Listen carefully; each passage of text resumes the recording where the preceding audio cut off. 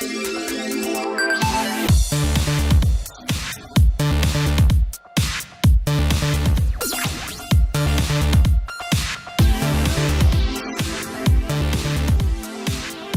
listeners and viewers, welcome back to the YouTube Spotlight Podcast. This is episode 8 you're currently listening to, recorded on the 28th of January 2014. I can't believe it's almost February, and it's been ages since I've last recorded a podcast or a video of any kind, so I do apologise for my extreme laziness and me working all the time and stuff like that.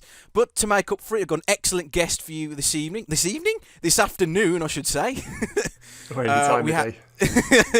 That's just me. Today we have Glenn Plant, N64 enthusiast and all-round good guy, Nintendo fan. How you doing, Glenn? I'm good, thank you. Like I said, really pleased to be on the podcast, and looking forward to our conversation. Yeah, it's. I've been meaning to get Glenn on for the podcast for quite some time. We asked him about 2 or 3 months ago, actually, but due to other commitments, we just haven't had time to really get a podcast out onto the YouTube. We've been extremely busy, but do you work in retail, Glenn?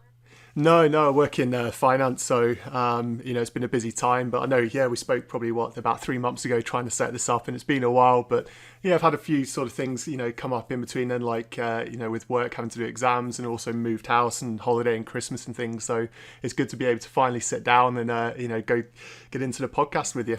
Yeah, well, you're being a bit modest. No one listens to these things.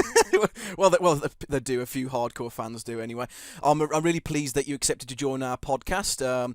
It's been fun recording these things, actually, and it's an opportunity for me, of course, to plug some of my favourite YouTubers, ask them some of their experiences of making videos on the internet, and, of course, talk about the content they make on the internet and why they do it. So, as I said, Glenn Plant, how long have you been making videos, Glenn? About the last 2 or 3 years? Probably a bit less than that. I've had a YouTube channel, probably from way back in the day, but like a lot of people, I started off just watching loads of channels, and then, got to the point where I thought, well, I've got a specialist, I've got an interest in an area, and especially with N64, it seems that there's, not a lot of whole people covering it. So I thought, well, I'm going to start off making videos. So it's probably around sort of 18 months ago when, I first started to upload, and, the channel's just grown and grown since then. When did you get the idea to start making videos? Was it a particular YouTuber that you took an influence from, or was it like a sort of a hobby thing and it's sort of taken off from there? A combination of both, really. Like a lot of people, when I started to watch YouTube, obviously, started to look for retro game channels because, that's what I was interested in seeing, and, trying to find some more games that I maybe hadn't played back in my childhood. That I wanted to go back and revisit. So a lot of the channels, Game Chasers was a big one. Part of the NES Punk, huge fan of his. And then even at the same sort of time that I started to make videos, channels like Retro Liberty were just starting, the 16-bit brothers. So it seems it was around that time, around sort of 18 months ago, when, a lot of channels really started to, sort of build and develop themselves.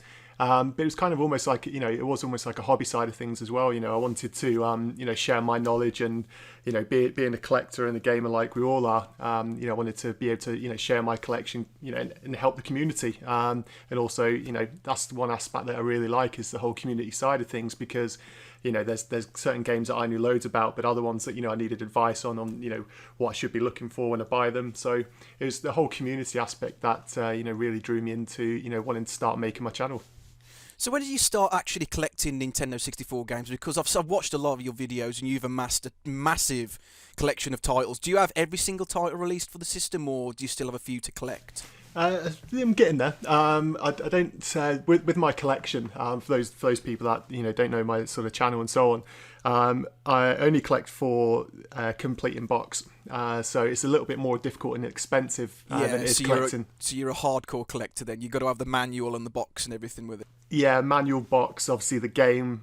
Whenever I get a game, they go straight into box protectors and up on the shelf. So it's, I really like to have a nice pristine collection. I'm probably at about 160 or so complete in box at the minute. But especially more recently, I've been focusing on, getting some of the titles which are shooting up in price, because some of them now, especially for N64, are just becoming, the prices are going crazy on them. So I want to try and get those off the list as quick as possible. So you're sort of like an N64 archivist then. You actually put them into boxes and stuff like that and put them in nice and tidy. So what is it about the Nintendo 64 that is so special compared to other consoles? Because as you've said just before a few minutes ago, like not many people tend to fly the N64 flag. It tends to be like you get a lot of people that fly the PlayStation 1 flag or the Super Nintendo flag, but not many for the N64. Like, what is it about that system that makes it, in your opinion, better than all the others? It's a combination of things, really. It's one of those things I don't necessarily rate it as being, sort of maybe better in terms of, sort of technical side of things. But the actual console itself, I think, like for a lot of people, a lot of it is, the nostalgia factor. Growing up as a gamer, I've literally, some of my first memories are, with different consoles and games. And I was quite lucky growing up as a kid that we'd pretty much get every console within, a couple of months of them coming out. But I think in the case of the N64, I think it's almost like it's that perfect time. You see a lot of NES collectors that say that was their first console or one of their very first consoles, and that's why they've got so much nostalgia for it. For me, it's kind of a little bit different because I think with the N64, it's just a point it sort of represents in my life when it came out. It was I was probably sort of around 14 or so when it came out, and for me, it just represents, being in high school and having an absolute great time. There's, a really great library of games on the N64. It's not got a huge one compared to some of the other consoles, but it's got a really good amount of quality on it. But also, it combines with, a lot of the other side of things, maybe outside around the gaming world. So, it was a whole sense of, trading games with my friends. Every weekend, we'd go up to the local game shop, and it was an independent one, which is, sort of quite rare to see these days. Yeah, it is. It was, just going in there, speaking to the owner. He knew what I liked. I knew, to take his recommendations because he knew what he was talking about. And again, just the whole culture of the time, it was a really great time to be here in England. The economy was doing well. Everyone seemed to be a lot happier on TV. There was like the whole Attitude Era in WWF at the time was blowing up. So it just brings back so much nostalgia. And it was a cool point in my life because it was, perhaps maybe, around that time is the last point when you are really carefree before you start becoming an adult and having to take on responsibility. So I think it's a combination of things that make me want to be a collector for N64 because it just brings back so many great memories.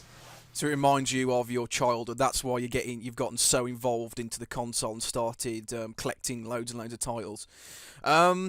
So the N64 for me, it was a fantastic system. I'm trying to think now when I actually first got it. I got it. It came out in 1997, was it, over here? Or was it 96 now? I can't remember now. Over here in the UK, the N64, I can't remember now. Pretty sure it's 96, I think it was. 96. I got it. I got it in 97, so I would have been about 6 years old. And of course, like the first game that I played with it was Super Mario 64. That was the one that came bundled with it. Yeah. And that was the first console I actually owned. I've played Super Nintendo before that, but I used to play that at my nan's house all the time. But the Nintendo 64 was the first console I actually owned properly. It was just looking back at it now, it was a fantastic console, but like a lot of it was a time where Nintendo's fortunes was starting to go on the slide, I suppose, and it certainly lost. Well, Nintendo lost an awful lot of IP's third-party support, practically drained up effectively. It lost. It was originally going to have the massive Final Fantasy VII. That was a massive blow for them back then. Huge. It's just like it has a lot of fantastic games for it. The amount of AAA games on the system is second to none. Basically, about 80% of the games on the system are essential, whereas compared to something, I suppose, like the PlayStation 2, for example, a great console, but like most of that, 90% of that is that total crap, to be honest. That's it. So loads of games, but most of it's shovelware.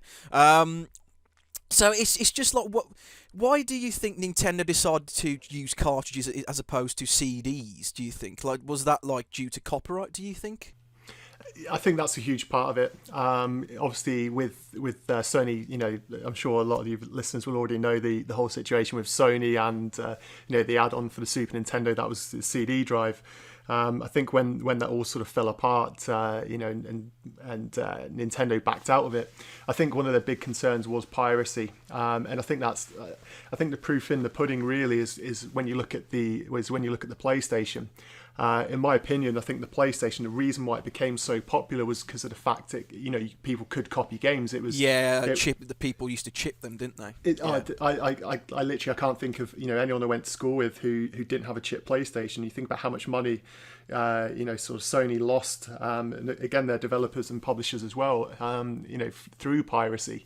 But I think that that's what Nintendo expected if they hadn't made a CD-based console. So I think going with cartridges, it was a smart move in a sense that they protected the revenue they were going to make.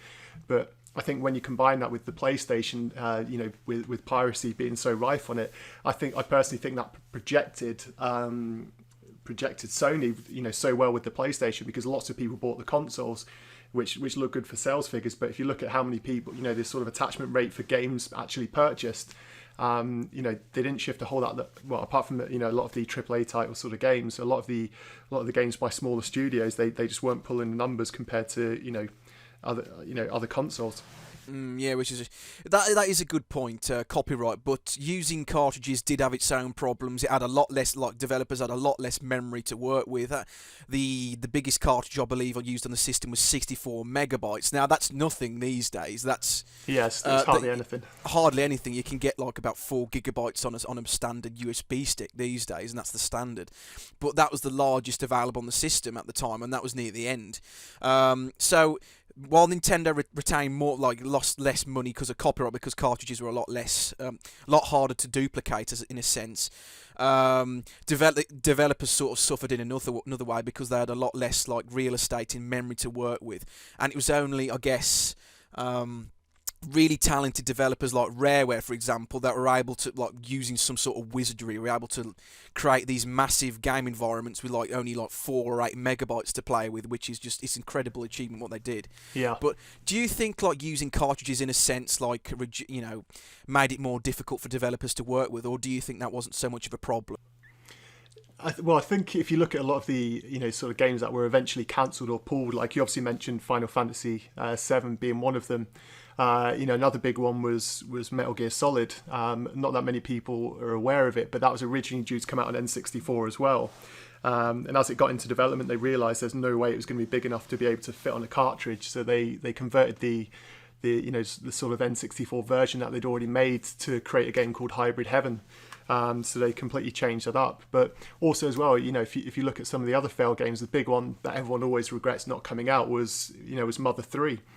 Yes, my friend talks about that all the time. Mother 3. That's it, and they got to a point where they it kept being promised, but that so much work was going into it, but they were working within the constraints of having to put it onto a cartridge format. So it caused a lot of problems for them, which eventually caused the project to be shut down. So I think it caused a lot of problems, especially when a lot of the developers were wanting to. The same thing kind of happens now, where they want to release it on multiple systems, but the way to program for the N64 is a lot more difficult than it is was for the PlayStation at the time. But also, due to the size restraints, they'd have to heavily alter the games, because there's obviously a lot more room on the CDs, so they'd have to either strip them down or completely build them as separate games, which costs a lot of money.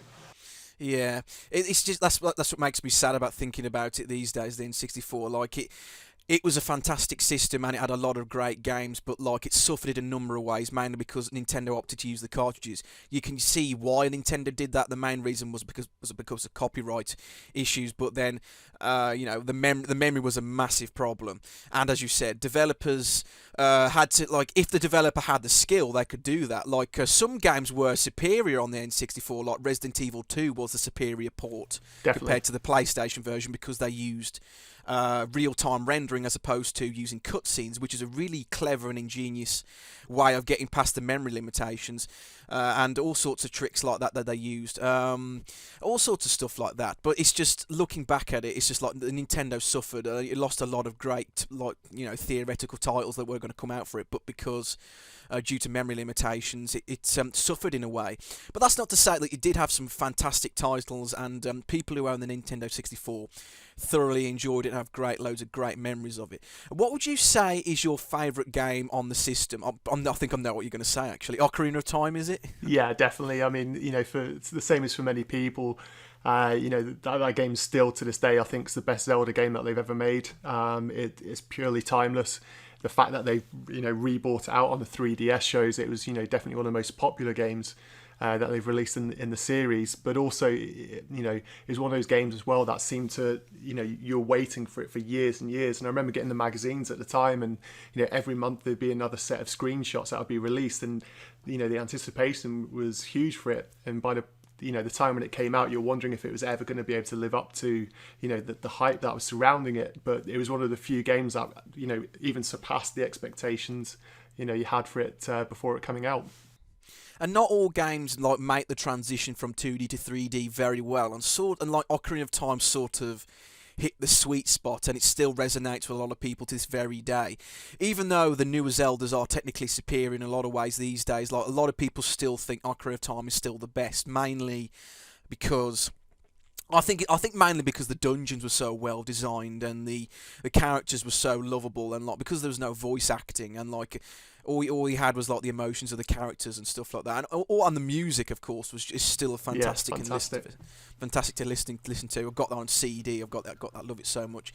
Unfortunately, it's a pirate copy, and my friend told me it was a pirate copy. And game soundtracks are quite hard to come by these days. A lot like the box cartridges for the N64. It's really difficult to come by. What would you say? You've got a ton of games in your collection. What would you say is the rarest one you've got in your collection? Is it a beta cartridge, or is it like a box copy of something that's extremely rare? What would you say? I'd probably say in my collection, I've probably got two games that would spring to mind. If it's one that was available here, in the West, I'd probably say it would be Shadowgate 64. Now with Shadowgate 64, it came out here in Europe, but it was quite an early N64 title, and because of that, it was a very limited run.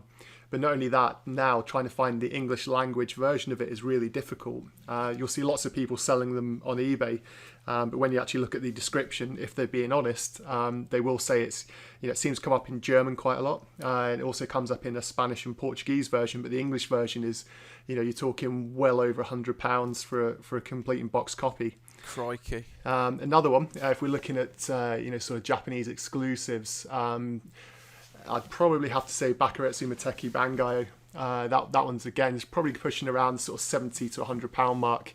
That was only released with a limited run of 10,000 copies, so it was quite a hard one to get, and especially now boxing complete. That one's a little bit easier to find in on eBay, but it's still quite a pricey one to be forking out for.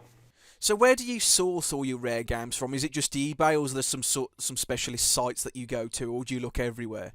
To be honest, I kind of look everywhere. I mean, like for a lot of people now, eBay seems to be the main source, but prices on that can sometimes be really heavily, inflated, which can cause problems. But I suppose sort of local classifieds, Gumtree here in the UK is, I've had some absolutely amazing deals from Gumtree before, and I think that helps. But also as well, if I'm looking for import stuff, then websites like PlayAsia, Yahoo Japan. Different auction sites over there, you can sometimes find bargains. It's just always make sure you work out the exchange rate before to make sure you're not paying over the odds for something. And how do you check how do you know if a cartridge is worth something? Do you have like a price list that you go against, or? Yeah, I've generally got, with a lot of the games, it's for a lot of collectors, you should have a rough idea of what to expect without having to look at sort of price charts and guides. But there's lots of different ways. You can obviously check on eBay for completed listings to try and get a picture about what the average sale price is. But also, I'm a really big fan of the collector apps that you can get on iPhone and Android and so on. With the N64 collector app, it automatically sort of aggregates all the different prices that have been sold through eBay. So it does help to give you a really good idea of what to pay, but it also gives you the different sort of value of the prices. So it'll tell you how much you should be paying loose cart, complete version, and so on. So it kind of helps to be able to just quickly glance and reflect on that to get a rough idea of how much you should be paying. So it's kind of like me, I suppose, like because I still collect CDs and like vinyl records of certain bands, and I like to look at like a specialised sites and trying to get like a good idea of how much a particular record or CD is Yeah. going for, because some of them are quite extremely rare and really hard to come by these days. Yeah, I can imagine. So what tips would you give to budding collectors on like N64 games in particular? Is it just be price savvy, would you think, or like bide your time? What's some tips would you give to people? It sort of falls within one of the series. I've not added a new one to the series since, but sort of towards the tail end of last year, I actually did a series with breaking down different sort of tips for people that are either starting out or maybe experienced collectors, just to share some of the knowledge that I've built up over time. I'd always say to people, it really depends what sort of stage of being a collector you're at. If you're seeing a console for the first time and you're thinking, I want to start collecting for that one. I always say to people, try and buy the biggest lot possible to begin with, because it'll obviously save money than having to keep purchasing individual games. So always be on the lookout for sort of big lots. And if there are duplicates, then you can always just still get the lots and then just sell off the excess games you don't need. But as you become more of an experienced collector, sometimes it's difficult to find those big lots of games at a good price, because you already have a lot of those games in your collection. So doing that as early as possible, I think, is it's a really good way to do it and to really boost up your collection. But I also think it's really important to decide early on whether what type of collection you want. Are you wanting just loose carts, or are you wanting complete in box? Because if a year or two down the line you decide that you suddenly want to go from having a cartridge only collection to a complete in box, it makes things a lot more difficult to try and source just either the boxes or to rebuy the games that you've got in loose cart, box and complete. So you really need to look at that before you start sort of collecting. But some people do just want to be broad collectors. They just want to pick out the sort of top 20, 30 games for a console, and they're happy just to get those really big titles that everybody loves to be able to add to their collection. So I think that's one of the important things is to try and establish as quickly as possible what you are wanting to collect and what your plans are. Why are you wanting to become a collector? Because it's one of those things you'll probably notice as well, that you'll see sometimes people that suddenly amass really big collections, but then they either lose interest or they're just not bothered anymore, and then they just sell it all off. So it's it happens. like on eBay. I can't remember. I think it was like a guy sold. He had every single version of every single N64 game, and it sold for thousands and thousands of dollars. I can't remember how much it was now, but it went for a massive sum. But like the guy completely lost interest in it, and I think he made a huge loss on it, to be fair, actually, because the amount of most of them are like pristine copies still in box with the manuals and stuff, and that's a good point, actually. Like if you were, for example, to try and amass like every single N64 game, like just for a particular region, like for say Europe, for example, like the PAL format, I suppose it's probably not, plausibly not possible to get every single PAL cart in box anymore, especially because some of the cartridges are extremely rare. So I suppose would it be better just to go for just the cartridges, or is it still actually possible to get every single game in box? It'd be extremely difficult, I would have thought. It is, yeah. One of the problems that you've got with being a PAL, say, like you mentioned, being a PAL specific collector, is that PAL, a lot of people think as PAL as being just Europe, whereas in actual fact it covers Australia as well. Now, one of the problems that people have with N64 collections is that sometimes games would come out in PAL, but not necessarily in the UK. So on the N64, you've got Snowball Kids 2, you've also got StarCraft 64 as well. Now, both of those two games did come out in PAL, but they only came out in Australia in the PAL region. Now, the Australian retro market is insane, that their prices are just overly inflated. So to get, say, a complete in-box PAL copy of Snowball Kids 2, you're talking a few £100s. Same as StarCraft 64, again, because it only came out in Australia and not the rest of Europe. It makes the price a lot higher because the Australian market already is really overpriced. So I do think it is possible to get a complete collection, complete in box, but especially for some of those harder to get titles, you're really going to either have to wait a long time or be willing to fork out the money for it, which is not going to be cheap. So if you commit to collecting, you've got to have like a serious lot of money in your bank account. You've got to be dedicated if you want to actually get anywhere with your collection, basically. Well, yeah, not necessarily that. You need to have the money to be able to fork out for, especially it's like with a lot of the consoles, you do get games which are they're always going to cost you a lot to get. But also, if you're aware of the whole sort of retro market as a whole, then you can go on places like Gumtree. I've been on Gumtree loads of times and always find good lots on there. If it's not something that you collect for, but you still know it's got value and you're getting a good price, buy it, break it all up, resell it, and then use the money to buy something that you actually want. So that's one way. Redistribute the funds. That's it. Yeah, sort of buy what you don't need and sell it to fund what you do need. So if you get a bit of surplus, it's okay because it still has monetary value. You can sell it on afterwards if you don't need the extra copies. That's it. That's what I'd always say. Okay, so you don't just collect legitimate copies of games. You also collect like rare and like beta cartridges or alpha cartridges, as some people call them. How many of those cartridges do you have? And are they also really difficult to come across? They are extremely difficult to come across. I don't actually have any of those. It is a series that I run now with the whole sort of beta situation. There's, especially over in the States, there's a lot of studios that either when they become defunct or employees have left, they've sometimes kept older cartridges. It happens for other games, it's other systems, so it's not just exclusively for N64. But with the whole beta scene, it's again, the prices of beta cartridges are through the roof. Sometimes you're talking thousands of dollars, and with the whole beta cartridge scene, it really depends on what's happened to that game already. So say, for example, if it's a beta version of a game which was eventually released, then there's obviously not going to be much of a value to it because people can actually play the finished game already. Just go on eBay, buy it. But it's the ones that get really expensive, are the ones where the game was through development, sometimes actually completed, and then the game was cancelled. Yeah, 40 Winks is a prime example. The game's 100% complete. It got released on the PlayStation. But for whatever reason they decided to cancel it, so the base cartridge of that thousands of dollars, and some of the other games that they go for sometimes even more than that, and it's because people want to be able to own that cartridge because they know that they've got a game that nobody else has got. Sometimes groups of gamers will fund together to buy the cartridge so that they can dump the ROM, release it so other people can play it themselves. So it really depends who the actual buyer is and what their intentions are as to what eventually happens to the game. So, and the only way you can really, like, if you don't actually own the actual beta cartridge yourself, the only way you can play on the original cartridge is using, is it called an EverDrive 64? Now, what sort of device is that, and how does that work? Well, the EverDrive is a flash cartridge, so you can get flash cartridges for most of the big consoles now. Especially the retro ones. There's ones for NES, Super Nintendo, Mega Drive, and basically what they allow you to do is put the ROM files onto the cartridge on a memory card, and it basically, whereas emulation, the computer you're playing on emulates the system, so it's never going to be exactly perfect. Whereas if you play the actual ROMs through an EverDrive, the console acts the same way it would do as if that ROM file was an actual cartridge itself. So you can still use all the additional controllers. You can basically play it as if it was an actual cartridge of that game, which is one of the really beneficial things, because especially when you've got a big collection and you don't want to have you don't have to keep taking them out of their boxes to put them in to put them into the console.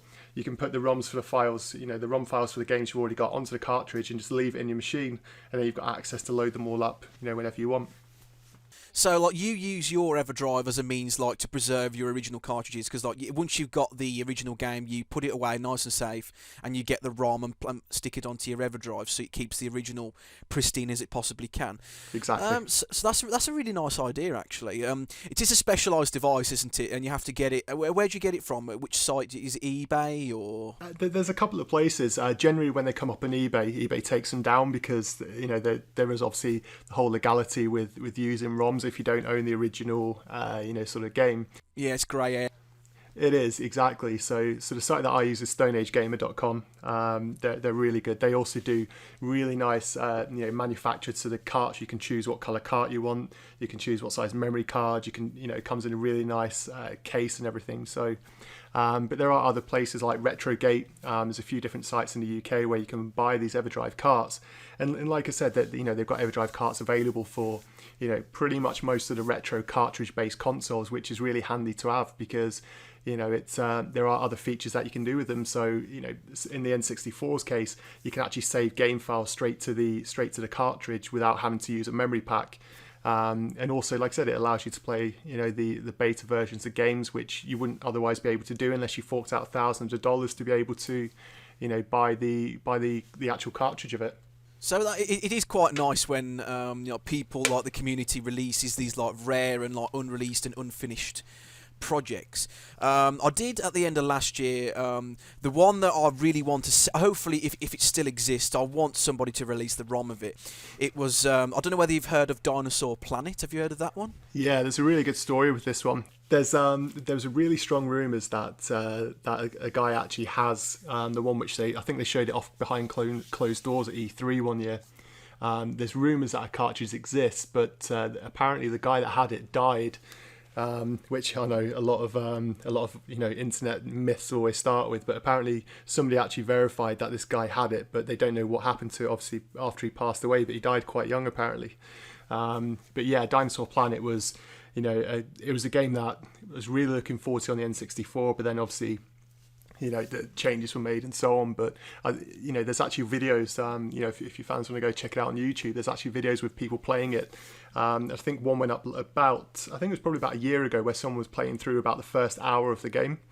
Yes, there's footage of it, so it must have existed at some point before they changed it into Star Fox Adventures, which was okay. But looking at it now, like looking at the footage of it now, like it makes me really angry. Like, why the hell did Nintendo change it so late into its development cycle, into a game that it wasn't supposed to be? They completely ruined it, if you ask me. But looking at Dinosaur Planet, it looked to be a really interesting game. They basically, in Star Fox Adventures, in order to make it work with the Star Fox, I suppose, like canon, I suppose, they've had to change a lot of stuff. Yeah. Of course, they upgraded the graphics, of course. That I have no problem with. They had to do that. But they cut a lot of stuff out to make it fit, well, not very well with the Star Fox mythos, and it just wasn't very good, to be honest with you. And it's really disappointing to see like what the game could have become. It could have become like this cult sleeper classic near the end of the N64's life cycle. That's it. I totally agree with that. A lot of us that were expecting to be one of the very last N64 games to be released, and it seemed when they changed it into Star Fox Adventures, it rather than turning the game in Star Fox, it's almost like they just thought, well, we'll kind of keep the game roughly as it is, but we'll just bring in Star Fox, which was completely out of place. And it for me, it just didn't work. I mean, Star Fox Adventures, it was an okay game. It wasn't as good as a lot of people were expecting, but Dinosaur Planet looked like it would have been a fantastic game. So it was really a big surprise as to sort of what happened there. So it's I don't know, it's alienated Star Fox fans who are expecting like a Lilac Wars update, I suppose. Yeah. And it's of course it also upset Rareware fans, because like in the Rareware canon, it's nowhere near the cream of the crop that they produced in the 90s. I suppose that was the point where Rare was sort of like in decline, and they sort of fell to pieces after that. And then of course the Microsoft takeover, and the rest is history. It's just maybe I'm being optimistic, but hopefully maybe somebody can obtain that supposed cartridge, dump the ROM, and actually I want to see what the game was actually going to be like and play it for myself. Well, yeah, I mean, this is one of the things that I think is really exciting about, sort of playing and making videos with, one of my series is the beta project, where I do cover, sort of these beta games, is that, sometimes you can go a while without one being released, but then I think it was last year we had 4 unreleased games get dumped. So it was, it was a really good year last year for, for beta games being released. So, that's the thing, you can live in hope, more games are probably going to be on the way, and it's just, waiting to see what happens to them. So it's exciting, really. It's just hopefully, like, I don't know how many beta cartridges of Dinosaur Planet still exist, if at all. But all it takes is just one person just to dump the ROM, and then everybody can see what the game was like in its final stages before Nintendo decided to effectively pull the plug and start afresh, really, and told them to do it all again. That's the sort of thing that really interests me, like stuff like why do certain projects get cancelled, and why do some of them like get pulled the plug even when they're practically complete, like with the case of 40 Winks. What would you say? What game would you say? Are you disappointed that was never released on the N64 because it was cancelled? Well, probably the biggest one, in terms of one which we've got a beta, cartridge for it was Robotech. The whole premise with the Robotech game was that it was, I think they were far too ahead of themselves for what they were able to achieve. And, the fact that Game Tech released, sort of stopgap games to try and keep their funding, their income going, rather than concentrating on finishing Robotech, because it was a really big project. One of the things that they wanted to say in the game was that it was almost going to be in real time when you fly across the galaxy. So they were saying, it would take you sometimes days to travel between different planets and so on.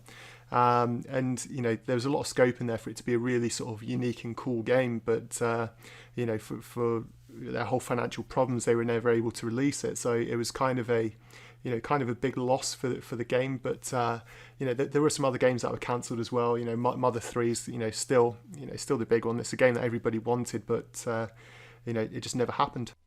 Did they actually finish Mother 3, or I can't remember now? Was it actually complete, or was it cancelled halfway through? It was cancelled before it was released, so it was never finished. But there was lots of different conflicting reports as to how far the game was finished. There's different people say some people say it was 50%. Some people say it was only about 25%. So. There's even to this day when they're asked in interviews about it, it's still really conflicting as to how far along it was actually done. But generally it's considered it was about 25 to 50% complete before it's cut. And with the Earthbound series, I suppose Earthbound, it was known as Earthbound in Europe and in the West, I should say. But it's only recently. It's only been the original Earthbound, or Mother 1, or is it called, was released on the Wii U Virtual Console. So it's the first time it's actually been seen official release. Yeah. Later games never got released over here, of course, and that's why there's still a lot of intrigue and mystique about that series, because Ness, the main character of the series, is in Smash Brothers, and that's how a lot of people, I suppose most casual Nintendo fans, know about Earthbound. And looking at the I really like looking at the trophies in Smash Brothers. It tells you the historical bits and pieces. That's what I really like about the Smash Brothers games. Not so much the fighting, but mainly looking at the historical Nintendo goodies inside it. It's an awesome game. Tons of stuff in those games. I can't wait for the new one. Probably no one will play it though, because no one's got a Wii U. Hardly. I'm probably the only person who's got a Wii U. But there you go. It's just I don't know. So the N64 is like a classic console, no doubt. But why did you pick that one over, say, the PlayStation? Of course, was it because your friends were playing the N64 more than the PlayStation, or what was the reason for that? To be honest, I was kind of a spoiled kid. Like I mentioned previously, we'd always kind of get consoles, more or less, within a month or two of them coming out.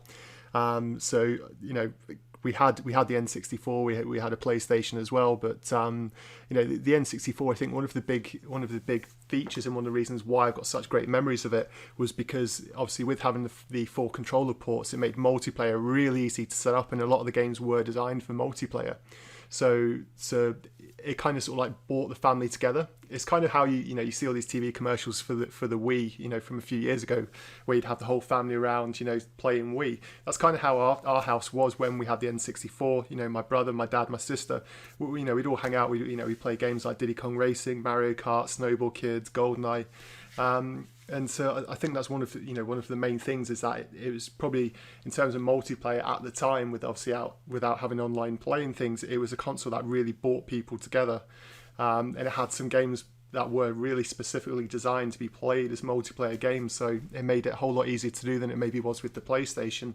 And with the PlayStation, with say 4-player modes, it often felt like it was almost tacked on at the end. Whereas with a lot of the Nintendo games on the N64, it felt like the games were designed to have multiplayer in mind, and a lot of the features were a lot better than you would get on the other consoles. Yeah, because the only way you could add multiplayer ones on the PlayStation was have a daisy chain of multi-taps, and that was quite expensive back in the day. It still is practically, but the N64, because it had 4 controller ports, developers had the 4 ports to play with, and it was a split screen multiplayer console, and there's a lot of games to show for it. As you said, you've practically named all the good multiplayer ones. GoldenEye 007 and Perfect Dark were the big examples, and they were fantastic, and especially with GoldenEye, because the multiplayer mode in that was an afterthought, basically, wasn't it? It was it was, and it was a real popular feature. Well, it was, the whole game was practically finished, and it was, kind of like an afterthought, well, we should do this multiplayer mode, and it turned out, like rare magic of the time, sometimes those little ideas that they had turned into what would be some of the best parts of the game. And so for them to be able to put that in there, that single-handedly, I think that helped to shift loads of N64s, because people thought it was really cool, and it was really great fun. And I can count so many hours when we used to play 4-player GoldenEye, and that really helped to shift the console, because I always say that with consoles, it needs to have something that it needs to have a game that showcases what the console is about, and the strengths of it. And having the 4 controller ports when games like Mario 64 came out, which was single player, there weren't that many early N64 games that really sold it on being a multiplayer console. So I think it was GoldenEye, when that came out, it really sold it on it being a multiplayer console. And it's still considered the best Bond game in the franchise. Basically, no other Bond game since has come even close to it. World Is Not Enough was decent, to be fair, but no other Bond game in my view has come even close to like the level design, the objectives, and stuff like that. It was part of that untouchable rare magic that's like faded away, unfortunately. It was, yeah. Rare was sort of falling apart like even before the Microsoft takeover, because like a lot of the guys left. They saw the Microsoft takeover and they left to become free radical. They made Time Splitters, then they split off again into another company, and now some of them are part of Crytek UK and stuff like that. And it's sort of, I don't know. I didn't think Nintendo could really do anything to really stop Rare falling apart, really, if you ask me. But there you go. It was I don't know. Nintendo are sort of like preset in their ways. They've sort of got like an old-fashioned way of looking at like making consoles, in the way that like they haven't really embraced online that much. They still like got an old mindset when it comes to like online features. They sort of trialed around with it like on the Super Nintendo and stuff. Did the N64 have an online mode in Japan? Was it the 64DD add-on, or was that a completely different thing? No, yeah, the N64DD, again, that's one of the things that was a problem with Nintendo. It's because when they announced the console, it was very shortly afterwards they announced that they were going to have this add-on available at a later date. So a lot of us, who had N64s in the magazines, every month we'd keep seeing, N64 DDs on the way. It's going to have, the expansion kit for F-Zero X. It's going to have expansion for Zelda Ocarina of Time when that comes out. It's going to have all these great games, and it's going to, expand on the games and offer new features that the console's not powerful enough to do. And one of those was having, the sort of online mode where, in Japan, people were able to sort of download games. You could, communicate with people on there, and it was a really cool feature, but for the whole financial side of things, it never came out to Europe and North America. And I think the console suffered, because I think they probably could have squeezed maybe about another year out of the console's life. But again, with it being cartridge based, then you've got the cost of having to make the standard cartridges plus the cost of having to make the N64 DD cartridges. It just made things way too costly for developers to be able to really get behind and get on board. It was sort of like an afterthought, really, like, because it was like an add-on. It went the way of like the Mega Drive add-ons with the 32X and the exactly Sega CD. It was like they were too expensive, and like developers weren't interested in them, and like the Sega Saturn was like when it all said and done, the Sega Saturn was just like a year away, and like people just weren't interested. And it sort of came too late into its cycle, and by then the GameCube was nearing its release as well. So it was sort of Nintendo sort of like dropped the ball on that one. It should have been a disc drive console to beginning if they wanted it to be like that, but the add-on just did not work at all. It was just one of those like failed ideas or concepts that Nintendo came up with. But it's an interesting part of history nonetheless. Do you have a DD system, a DD drive for your system? It's one of the things that I've been saving up for. But again, the price, this seems for an N64 DD, with the games and everything, you're probably looking at about sort of £500 to £600. I know that Chips does the Easter egg hunt. He got one, I think it was last year. I don't know exactly how much he paid, but it's a little bit less than that. But it's still a very expensive unit to get, because especially with the games, basically when you got the console, you'd get the games sent out to you, sort of automatically on like a monthly basis. And after sort of 8 or 9 months, they pulled the plug on it, so the whole service was sort of cut off. So finding them with the games is a big challenge, especially some of the rarer ones. So like the only so like if the disk drive doesn't have the games on them, there's no way of retrieving them now, is there? Because the servers are down. Well, you can't download them. You can still get the cartridges, for the DD. But back in the day, you used to be able to download, like software and stuff straight onto the DD. But obviously, that's all cancelled off. But the actual games you can still get. But again, some of them are really expensive. I can imagine. It's just like importing stuff is never easy and it's never cheap, is it? It's a sort of, but it's like that one. It's one of those crown jewels of like any N64 hardcore fans collection, like to have the disc drive with the complete collection of games. It's just extremely expensive to come across, really. It is definitely. So yeah, let's go back to your YouTube channel now for a second. So what would you say? Is your most popular series on your YouTube channel at the moment? Would you say it was your Beta 64 series at the moment, or is it something different? To be honest, it's kind of like a broad mix. Sort of when I started my channel, I was just just mainly focusing on reviews, and then I came across a website called the Out of Print Archive, which is an archive website of retro sort of video game magazines. So I was having a look around on there, and I noticed that they had a couple of issues up of N64 magazine, which straight away took me back to my youth, because it's a magazine that I used to read. I used to buy it every month, when I had the console. So I started to sort of have a flick through that. But the cool thing about the Out of Print Archive is that they're really nice scans, but also they've got different sizes and formats. So if you want to go, put the files on your iPad, you can go, drop them on your iPad and read it as if it was a magazine back in the day. So when I started to do that, I thought, well, I noticed that NES Complex, who's one of my favourite YouTubers as well, he had a series called the where he goes through the old official Nintendo magazines back in the States. He did a series sort of showing those off, going through little stories that were in it, and I thought, that's a really cool idea. But one of the sort of benefits that I had was that the pages for the magazine, rather than having to point the camera at a page, I could actually get really nice high-res pictures. So one of the series that I started off was the N64 magazine time capsule, where in chronological order I go through the the N64 magazine, and again it's really cool to go back through them to this day, because there's loads of stories and rumours in there.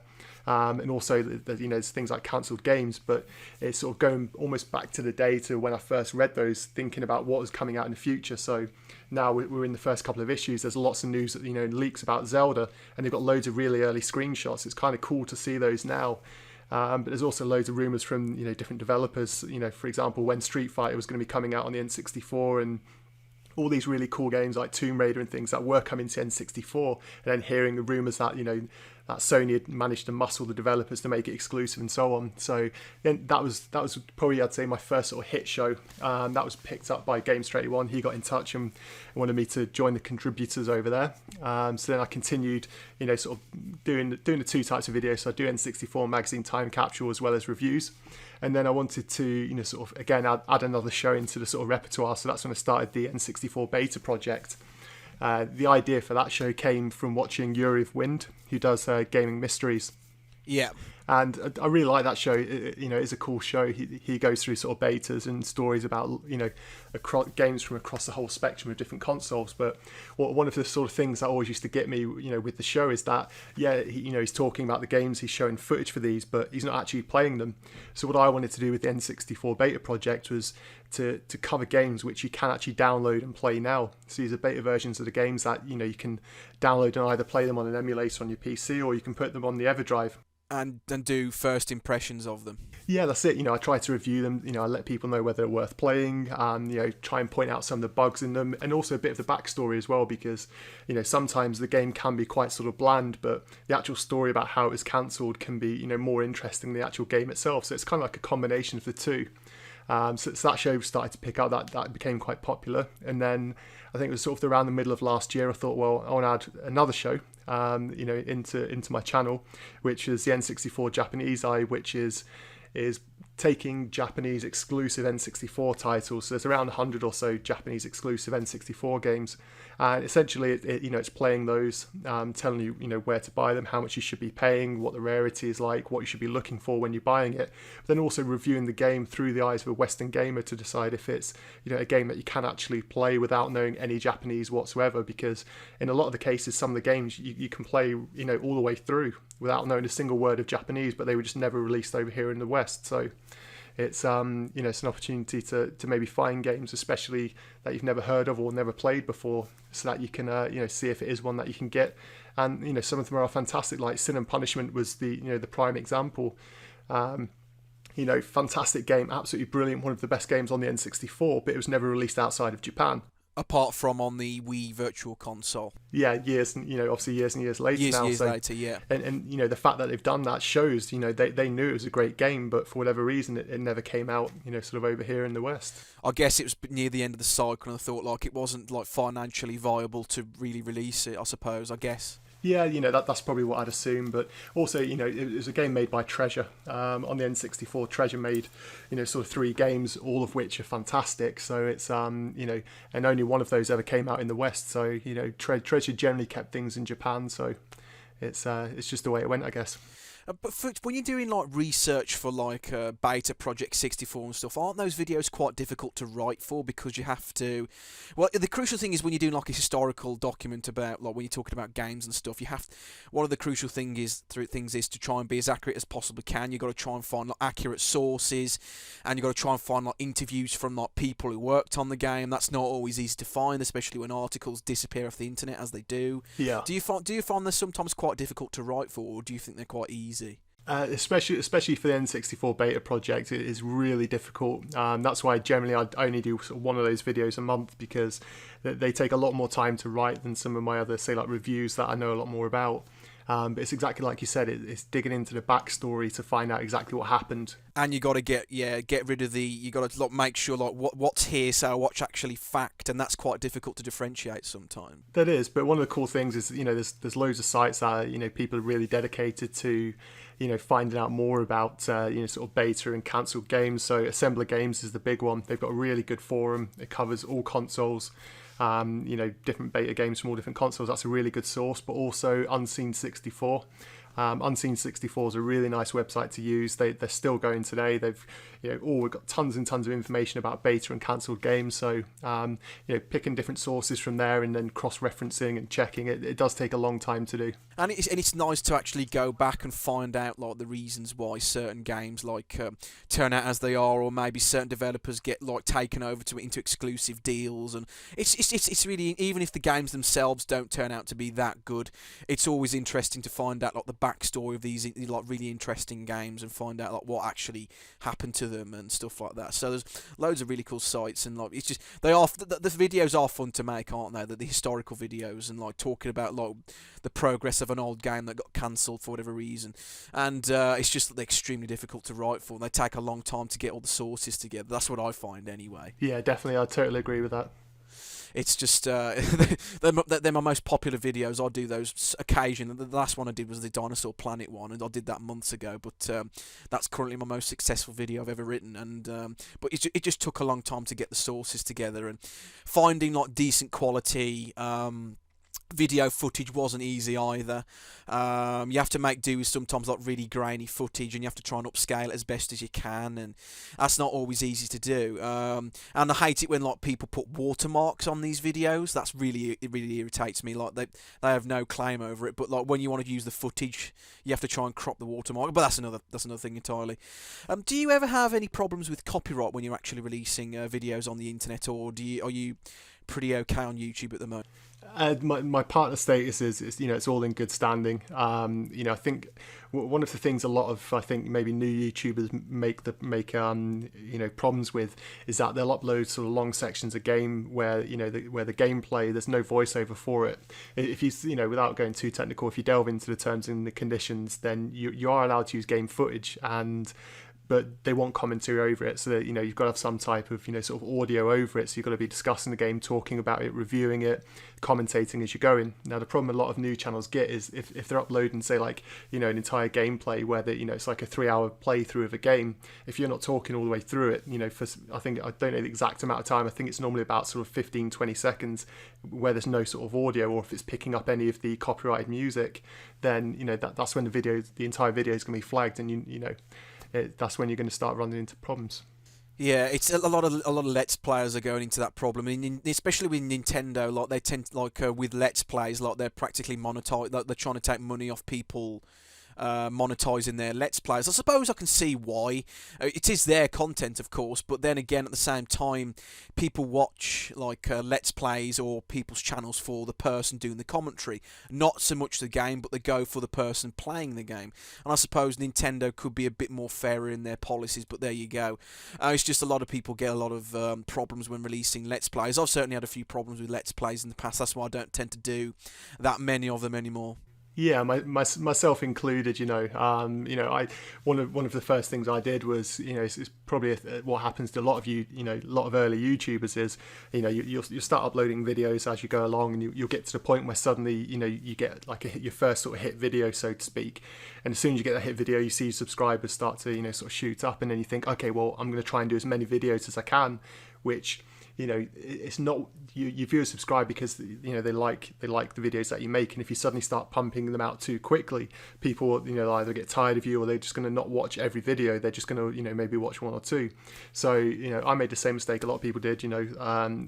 Gained a couple of hundred subscribers overnight one time, and I thought straight away, okay, well, I'm going to start doing like a video every single day.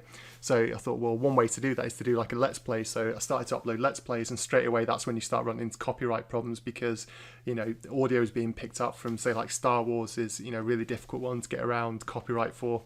So when I was doing a Shadows of the Empire playthrough, pretty much every video got flagged eventually. So back, going back to last year when all the doom and gloom was starting about YouTube really clamping down on copyright, I straight away just went and took all the Let's Plays off to to clear the channel, so I didn't run into any problems. Yeah, that's probably the wisest thing to do. It's not exactly the best time to be on YouTube at the moment. Like, if you're into Let's Plays and stuff, you're probably better off going on to something like Twitch, probably, like if you're into streaming, because it's a lot easier to do, because that's a site dedicated for games, but YouTube's a bit more hazy when it comes to copyright and stuff like that, and the system is abused, of course, occasionally. So you find out over time that you got to adapt, and like your style of videos changes to accommodate that. And I used to do Let's Plays all the time, but now I've moved away from that more into podcasting and vlogs and just written pieces, like the Dinosaur Planet one I did a few months ago. So it's just, what tips would you give to aspiring YouTubers, like making video game content on the internet? What tips would you give to people? I suppose the main one, the one that probably everybody would say, is to start off making videos that you like. Say for me, if I went to do a video about, I don't know, maybe like the Master System, it wouldn't be very good because, I've got no passion for it at all. I don't know much about it. And, people watching now, going back to when YouTube first started, people would just search for the videos and they'd want to watch it because they hadn't seen it. Now, if you put in, say, like, I don't know, like Mario 64 into YouTube, you're going to get thousands of hits, whereas, only really sort of the cream of the crop, the ones that are the most, that show passion for it, are the ones that people are going to want to watch and subscribe to you for. I also think as well, it's important to listen to your audience, because at the end of the day, they're your subscribers. Without those, no one's going to watch your videos. So if somebody gives you criticism, don't just automatically assume that you're being trolled. Sometimes people will point out things to you that you've maybe missed yourself, which will help your channel in the long run, and help you to build an audience. And I suppose probably another point would be to get involved in the community. A lot of people may be watching other YouTubers at the moment, the same way that I was, same way that pretty much everybody starts, that, you are watching other people and you think, I'd really like to have a go at that, but I don't know what to do. So, there's loads of different channels. I've got, videos on mine talking about my setup and so on for, the kind of equipment that you need.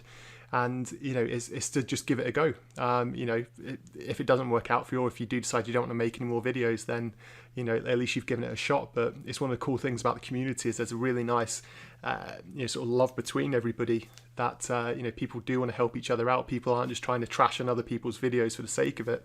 Well, there are people like that, but not everybody's like that. Oh yeah, we've all got them. Everyone's got trolls. I can upload any video. I could do an absolutely amazing video within 5-10 minutes. I'll have somebody dislike it, but it's one of those things that you just get used to. It's going to happen. People, even if I've just released a video, within 30 seconds there'll be people will dislike it, and the fact they've not even watched the whole video. But there's trolls everywhere. We've seen over the years, especially on YouTube, there's loads of sort of people that will just troll you, and it's just ignoring them. But if people are criticizing you, don't just assume that they're trolling. Sometimes people are genuinely trying to help you out. Yeah, so that's the main thing, I suppose. Like, try and get involved with in the community that you're trying to get into. Like, of course, this is the small gaming community. Like, I started YouTube in 2007. Can't believe I've been around this long. It's crazy, but it's a long time. Yeah, it is a long time. I'm still still nobody watches, but very slowly I've gotten my subscribers back. But the whole point, I suppose that the main advice I give to people is, I don't do it just to gain popularity. Do it because you're passionate about the subject, you're passionate about games. Of course, take influences from people that you like watching on YouTube, but try not to, I suppose, emulate their style completely, because that defeats the purpose. I suppose I subscribe to people because I think they're unique and they've got their own take on certain things. Even if they cover topics that other people have done before loads of times, they might have a perspective on it that's completely different or unique, and it makes them interesting to watch, and you want to hear what they have to say, and you learn from other people, you look at their mistakes, and but just by getting involved with people, making collaborative videos, talking to people, asking for advice, you yourself become a better YouTuber, and you make better content all the time. Even by just me and Glenn doing this podcast right now, we are collaborating and discussing thoughts on a particular subject. Just doing stuff like this, simple stuff like this, makes it interesting for people, because right now, when I get to release this on the internet, once this goes to live, people hopefully will take some tips from both of us and actually learn a few things, and actually at the same time be interested in what we have to say. And that's the crucial thing. I think that's the main thing. Yeah, I mean, I think one of the sort of points as well is to only ever release something if you're happy with it. What I always think of in my head is if I was watching, if I was subscribed to my channel and I was watching, what I put out, why would I be interested? A lot of people, especially in the early days, were trying to sort of just replicate and emulate Angry Video Game Nerd, so they'd pick a game and they start swearing and stuff, and Angry Video Game Nerd got to where he is because he had at the time he was very unique. He's still quite unique to this day, and people could sense his passion. He knew what he was talking about. They could tell that he was a collector. And he had a unique perspective on what he was wanting to discuss. So if you're trying to force yourself to be a character that you're not, then it becomes really difficult, and people will just see straight through it. And rather than coming across as being yourself in the sort of game reviewer or video maker that you are, a lot of people will just only ever see you as being a rip-off of a different kind of YouTuber. So I think it's really important to understand why someone would want to watch what you're making. And also at the same time to only ever release it if you're happy with it, because if you're not happy with it, other people, they're not going to enjoy watching it. So yeah, that's the main thing, of course. Just be yourself. Don't be someone that you're not. Make videos that you enjoy making, and of course, not your first set of videos are not going to be perfect. They're going to be a lot of problems with them. I cannot stand to watch my earlier vlogs from 6 or 7 years ago. Me too. I just can't. Just looking at my hair, I just go back in horror. I've got them in my archive somewhere. I do show them to people occasionally, but they're not going back on the internet ever again. That's for certain. I can't look back at them. It's just I don't want to look at them ever again. But there's going to be moments like that, where you don't like your appearance or you don't like your voice or stuff like that, but you find your own style. And I was talking in the last podcast, I was talking to Adventure Game Fan number 8, and she said to me, that was the very this podcast that she joined in was the very first collab she's ever done with anybody. Even though she's got like 3,000 odd subscribers, she's very popular, much more so than me. She gladly took part in my podcast, and she was thrilled to be interviewed. And now, because of this podcast, she's now thinking about like doing live recordings of other stuff. So even something like this small podcast can like influence people, hopefully, and just by doing your own content. It makes it interesting for everybody. Yeah, I totally agree. I think it's one of the things as well. Like a lot of people, when they first start YouTube, they expect things a lot quicker than maybe it's realistically going to happen. I think a lot of people think, well, if I start doing some like Minecraft Let's Plays and stuff, I'm suddenly going to go from 0 subscribers to like 100,000. I'm going to be able to quit my job, live off the money that I make from doing these videos. Which that's everybody's dream. It's in reality, it's not going to happen to all that many people. And I think a lot of people go in with really high expectations of what to expect from YouTube, whereas it is really difficult. You look at some of these channels like Angry Video Game Nerd. He's got to where he is because he was been there a long time. He's been there since way sort of, but even before YouTube was on there, he was making videos. So he's got to where he is because he was around at the right time, and he's built an audience by being consistent and also producing things which are entertaining. So it does take time. It's not all going to happen overnight. Even if you do get backing of some of the bigger channels. Yeah, that's the main thing, of course. Like, you don't like, massive popularity doesn't happen to everybody. I've sort of I was like that, especially in the earlier years. Like, while I make anything, I'll be really popular on the internet. But like, you learn over time that's a really unrealistic expectation of yourself as time goes by. And I've sort of I've accepted the fact that my channel's quite niche. It's got quite a niche appeal. Yeah, myself included. It's one of the things that. Going back to my channel is that there's not millions and millions of N64 fans like there is for, say, channels which are about the NES, which there's a much wider sort of fan base for. And I can either sort of sell out and do videos on that, but again, it's not me. It's not what I want to make. And I always say to people, it's better to have maybe a few thousand really dedicated fans who watch all your videos, they interact with you. You can discuss it with them, rather than having, say, like 100,000 fans who have just subscribed, but they're not actually going to watch what you do, or they're not going to interact. It depends what you want from it. For me, a lot of the fun that I have is when I upload a video, I always reply to every single comment because I like having that interaction with my audience. Whereas, some of the bigger channels, Classic Game Room, when they were still around, well, they're still around now, but they're obviously dying off a bit. But yeah, they'd upload a video, you'd really like the video, you'd leave a comment, you'll never get replies because some channels just it's just the way they are. They just don't reply to comments on people. So the way I see it is, why would people waste time putting a comment if you're not going to take the time to reply to it? So I think that's one of the important things is, if you are trying to build an audience, you need to get to know your audience, and one way of doing that is by sort of commenting and chatting, speak on Facebook with the people who are watching sort of what you make. Yeah, that's a really crucial point.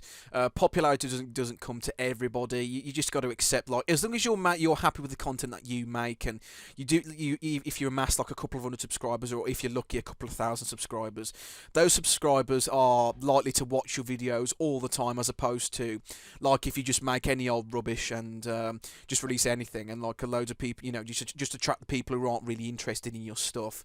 If you like the smaller channels, I find tend to have a much more personal touch, because you can engage with them and talk to them and like find out what they have to say. And of course, as Glenn said, they usually reply to your comments on a regular basis. And like with the bigger channels, you just don't get that. You don't get that sort of personal touch. While some of the big channels are great, of course, I do subscribe to a lot of the big partners.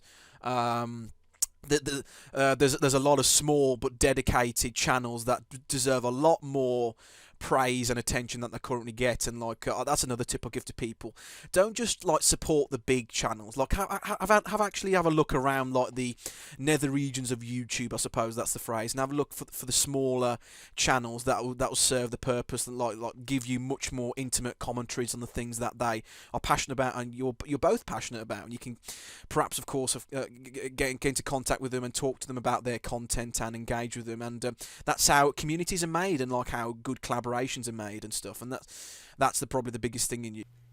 Yeah, I mean, one of the great things, of being part of RetroWare TV is that on the site we've got a user submission area. So, we've obviously got the people such as myself who are part of the sort of main roster of YouTube of RetroWare contributors, but we've also got a user submission area. And basically, if you've made a video on YouTube, you can go to user submission area, you can drop your video on there so other people can see it. So it's sharing. That's the cool thing about the retro community is that we don't just we're not just looking after ourselves and trying to make ourselves bigger.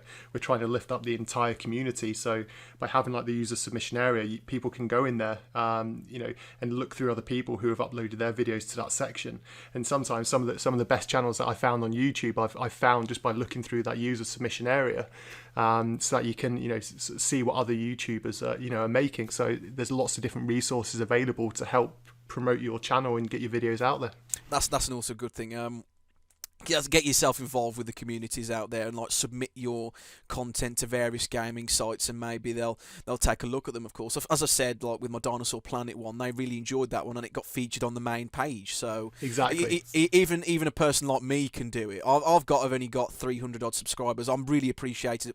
Most of them watch my content regularly, but I'm really small channel in the grand scheme of things. But despite that, my video got featured on the main site for a week, and it got over 20,000 views and got quite a few subscribers out of it. So it's one of the things that we do on RetroWare as well is every Sunday, once a week, we on the main sort of front page we put one of the videos that somebody submitted. So any channel, it doesn't matter whether you've got 10,000 subscribers, 100,000, or just 2 subscribers, you can go put your video in that user submission area, and then once a week we'll pick one of those videos that's been submitted and feature it on the homepage. And that's one of the ways that I really helped to get noticed, was because some of my earlier videos that I put on before I was part of RetroWare TV, I used to put them in the user submission area, and when I used to get homepage featured, it sends a lot of traffic to your YouTube page and to your video, so other people can see.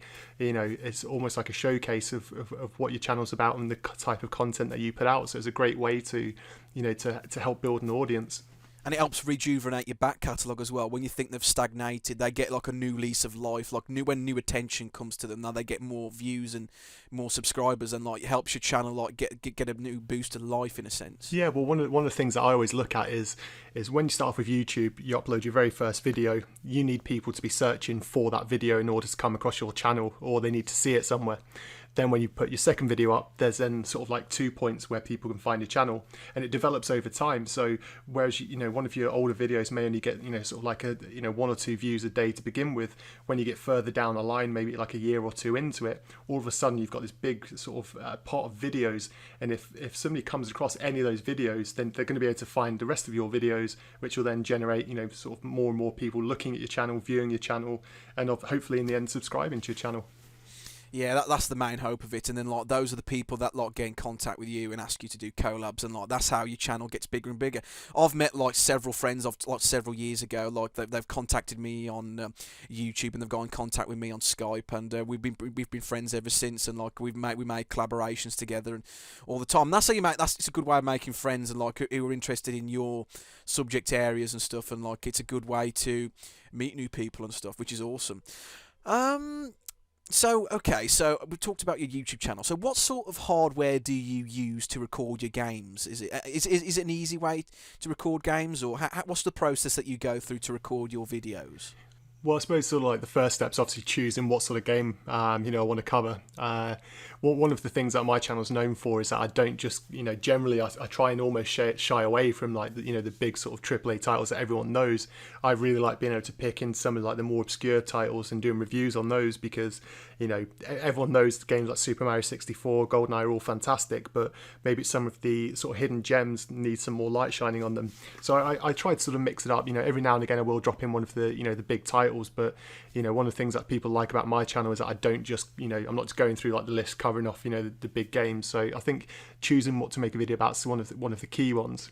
In terms of other hardware, obviously for video capture I use a Dazzle. I've tried to use a Hauppauge before. I used that on my PlayStation 3 and Xbox a year or 2 ago. But with those, they're not very good for retro consoles. So in my opinion, if you're going to record retro consoles, you need to get a Dazzle. They're not all that expensive. For a brand new one, you're probably looking about 60 quid, or for a second hand one, probably about 15 to 20. that really helps you to capture good video, because one of the things that I always find, and one of the things that I like, is being able to see nice, crisp, clear video footage of the game. So it's a lot more difficult. Obviously not everybody can afford a capture card, so some people do just point their cameras at the screens, but it's whatever works for you. As your channel grows, then you might want to invest in some of the things like that in terms of hardware. In terms of like the whole sound side of things, so again, a good desktop mic, like a Blue Yeti, it's a nice mic to have. Again, it costs quite a bit of money, so you can just use different things like standard microphones. You can pick up a really cheap microphone for like 99p, and it's one of those things. Don't go spend loads of money on your on your YouTube channel to begin with if you're not sure if it's going to be a continual hobby. Start off with the bare essentials and then build up. And then in terms of camera that I use a Canon 5D Mark II. Again, it's a couple of £1,000 camera, so it's not something that you're going to want to pick up straight away to start using. But again, lots of people have got cameras on their phones, so I always say use what you've got within your resources. And then if you do decide you want to sort of upgrade or enhance an aspect of your video, that's the point when you should then spend some money to upgrade the equipment to try and get the sort of best equipment that's within your budget. I always say to people, never spend more than you can afford to make YouTube videos, because no one goes into YouTube to become a millionaire, and very few people will ever make any money from it. So use what's within your resources and basically buy what you can to your level to make your videos as good as you can, really. Yeah, within your resources. That's another crucial thing. Like, don't go spending like £4,000-5,000 on like a 4K camera that you find out, oh wait, you've exhausted your overdraft and like the bankers are trying to kill you and they're going to steal your house from you. Yeah. That's not a really good idea. No, exactly. Yeah, you just use what basic equipment you've got. Glenn's covered all the basics really. I can't really just going to really elaborate what he's already said already. Just get yourself basic equipment. Everybody starts small. Even you're probably going to laugh at me, of course, but I used to use Windows Movie Maker. It's incredibly basic. I know I use something a lot more advanced now, but it's perfect for beginners. It shows you the basics of like using timelines and exactly lining up. You just start with the basics, like lining up the audio with the video. It's only got very basic effects, but that's fine. Your channel, you're starting off and you're learning the concepts of how to like position our videos and stuff like that. Once you've done that for about 2 or 3 months or so, and you still want to carry on, you want to upgrade to something more advanced, like something like Adobe Premiere or something, then go for it. Then like once you feel like you're confident, I'll have a play around with something more advanced, then go for it, because it gives you more tools available. I currently use Magix Pro X. It's a good bit of software, but it does have its quirks. It's a nice middle ground between Movie Maker and something more advanced, like for example, like Final Cut Pro if you're using Mac. A lot of people talk about that, but I'm just not quite ready to touch that yet. Magix does the job for me. It does everything I want it to.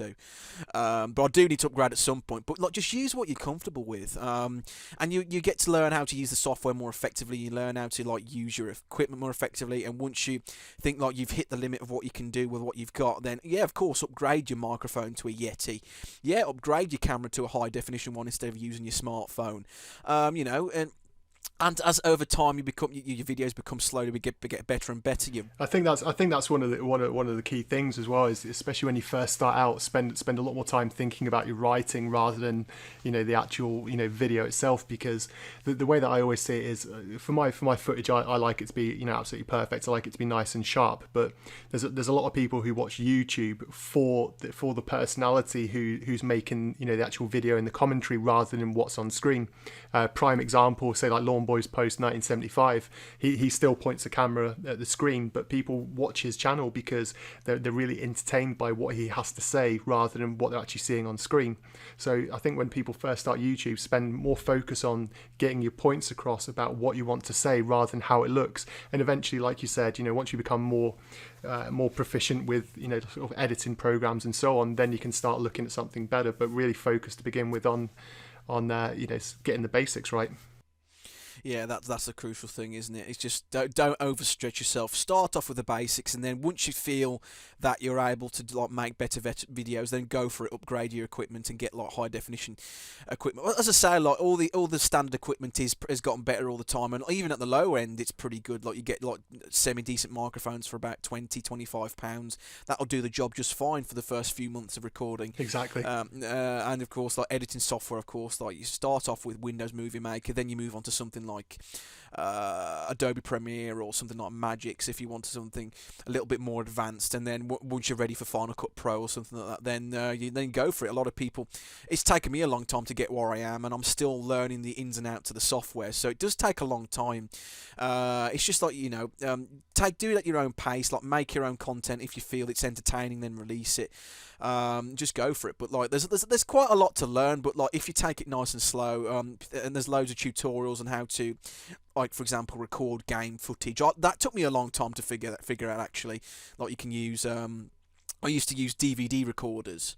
My DVD recorder to record, like it's like a makeshift capture card, but it's like a really bulky capture card. But like the downside of that is it took a long time to rip the footage off the DVD, and then it becomes all compressed. Exactly. So then you find out that the much better way to do it is to hardwire a capture card into your computer. Use a Dazzle or a Hapag or an Elgato if you got quite a lot of money for the newer one. Use that, and you get like a nice uncompressed, crisp image from your console. That's the best available from your console. So yeah, just shop around and like do some research. That's what I say to people. It depends what you want to do. If you're a podcaster, if you're a blogger or a vlogger or let's player or a mixture of all of those, it's just experiment really and see what you can come up with and take influences where you can and what have you. So yeah, as I say, the best thing to do if you're not sure of something is to ask people or find a tutorial on something, because there's loads of really helpful guides and like what you need to get started, because not everybody's out to like send you criticism, as Glenn's just said, but do take on the criticism on board. Not everybody's trying to criticize you for the sake of it. Like they're trying to say like this video is good, but like maybe for next time you should improve the audio, or maybe there's a problem with the video quality or something like that, and like you tell people engaging with the community is a really good way to improve your content and stuff. So yeah, exactly. I think that's all the advice I can really dispense on that topic, really. What are your thoughts on emulation, Glenn? Because I believe was it you that said like emulation is from the devil himself or something along those lines, or have I heard that from somewhere else? I can't remember now. It's probably from somebody else. But in terms of emulation, for me, I'm one of the people that's against it. One of the problems that I have with emulation, it's nothing to do with the legality of owning, like the ROMs or using, the game files or so on. My main issue with emulators is the fact that they just don't run the same way. A lot of the emulators are sort of 99.9% perfect, but you just don't get that same experience, as having the real console, the real hardware, the real controllers in your hands and actually playing the game, which for me is all part of the experience. I think a lot of that is lost when you play games through emulators. So whilst I'm not completely dead set against it, there's better ways to do it. And like I said, with the range of cartridges like the EverDrive, if you're absolutely adamant you're not going to buy games and you just want to use the ROMs, then at least buy an EverDrive, play it on a real sort of console, real controller, put the ROM files on your EverDrive, and you can still play them that way. And that's a much better way of doing it.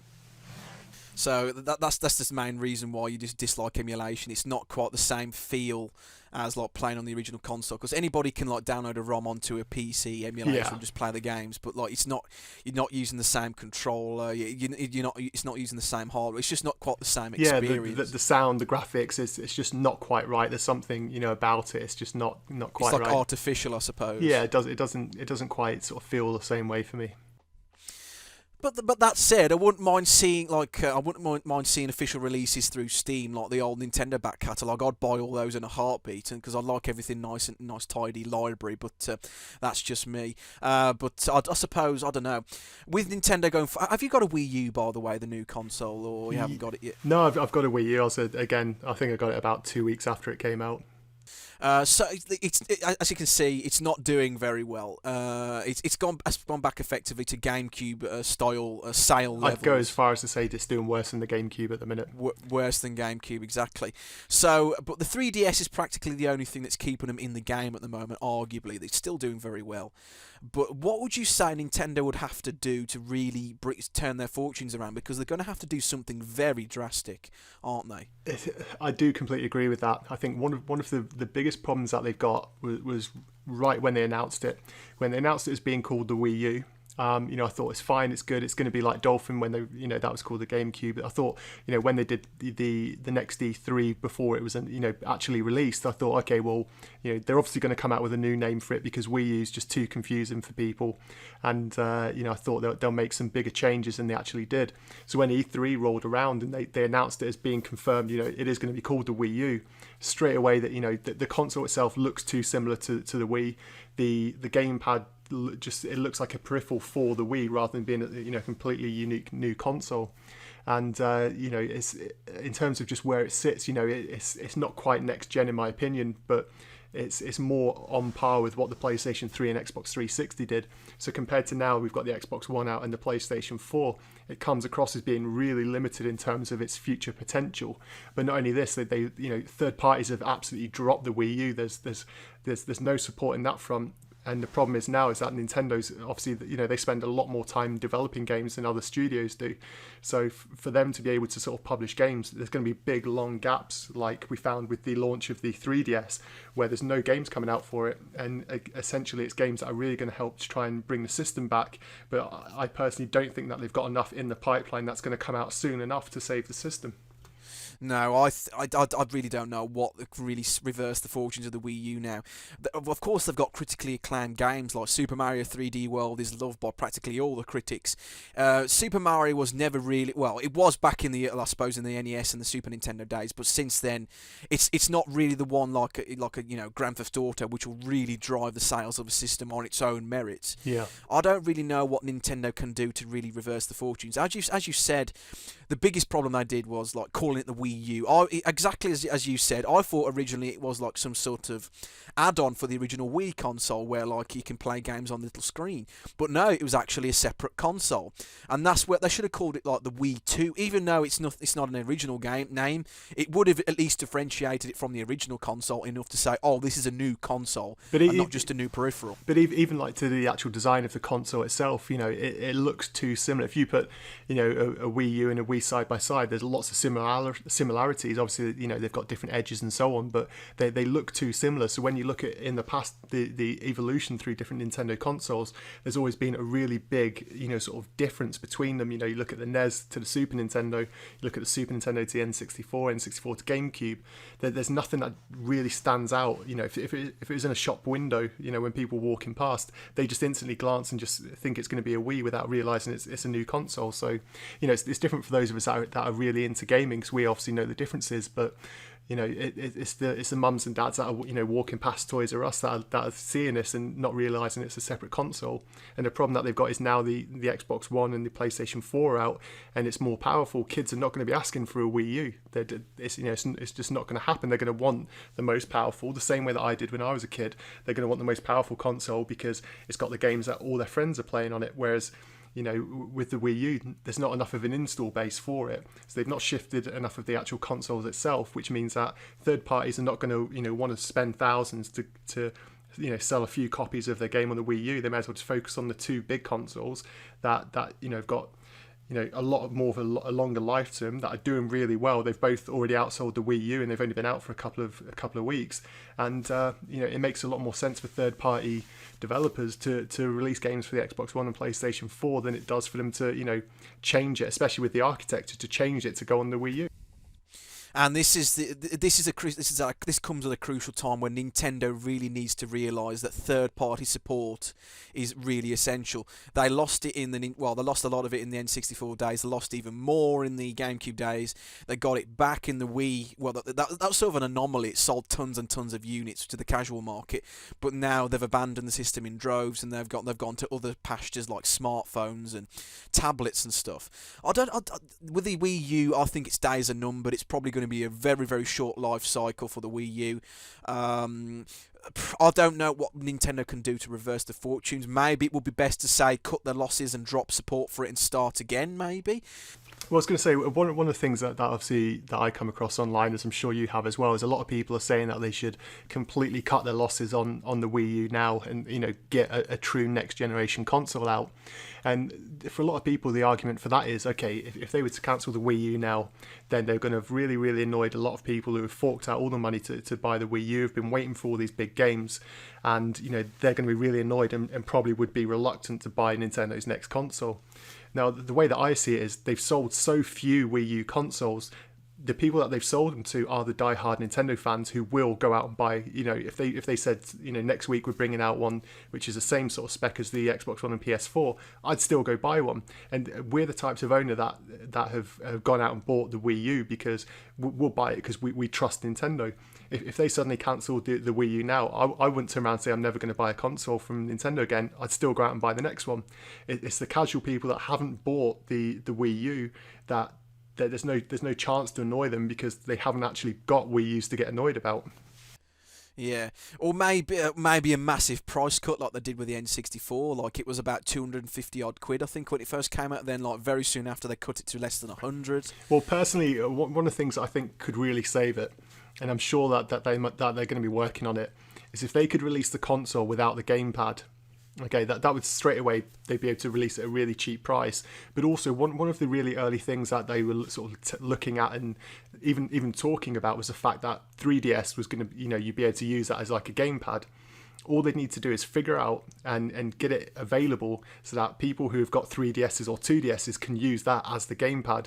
Because it's like you said at the start, the 3DS has been doing really well. The 2DS is done pretty well as well. If they could get rid of the gamepad, which is the big cost for the units for the Wii U, then straight away they can do a really big price cut because the attachment rate for 3DS and Wii U is terrible. So if they could find a way to do that, they could shave a big cost off the manufacturing cost of the Wii U, get a much lower retail price, and they can get that sweet spot where if you look at the Wii U when that came out, it was what was it, about 150, I think I remember buying mine for. It was around that price. I know it's quite cheap. Something like that, yes. That's it. And it's it's not one that I planned to get, but I was just happened to be in WH Smith's, and it was around the time of its launch, and I just saw it. I thought, well, it's about 150 quid. It's like it's not a big splash in the pond. I'll just buy one. Whereas now, if you look at the price of the sort of Wii U, it's about it's around 200 quid now, I guess. Even with the price cuts, it's it needs to be a little bit lower in order to hit that instant buy. The really casual buy, as opposed to people that are thinking, okay, well, I need to save up to buy an Xbox One. I need to save up to buy a PlayStation 4. Yeah, that's the thing. But that will help. Even if they did do a price cut, it would help a bit. But that still wouldn't solve the complete issue of third parties have practically dropped it like a hot rock and left it. I don't know how they're going to get the third party support back. I think it's impossible. I can't see them getting the third party support back. No, not this time round. No, that's it. And the problem that they've got is that with the Wii U, it came out a year before the sort of true next generation, and if current sort of cycles are anything to go on, then Nintendo's next console, if things were going to plan, would have come out probably before the next Xbox and PlayStation 4. But the problem that they've got at the moment is that they're always going to be in that middle ground. They're always going to be next gen for maybe a year, but then a year after that they're going to be way behind in terms of what the console's capable of doing. So I think they need to realign themselves with the console releases that the other manufacturers, Sony and Microsoft, are doing, because they're bringing out their console before. So you look at the Wii U, it was just about as powerful, maybe a little bit more powerful than the Xbox 360 and PlayStation 3. But then straight away now it's miles behind in terms of power, what's capable on the Xbox One and PlayStation 4. That's its biggest issue. Do you think? I don't know. This is just a theory. Do you think because of the massive success of the Wii, it was like a massive monster for Nintendo? I don't think even they anticipated the level of demand. It remained out of stock for about two years practically. It was very difficult to come by. It sold hundreds of millions of units.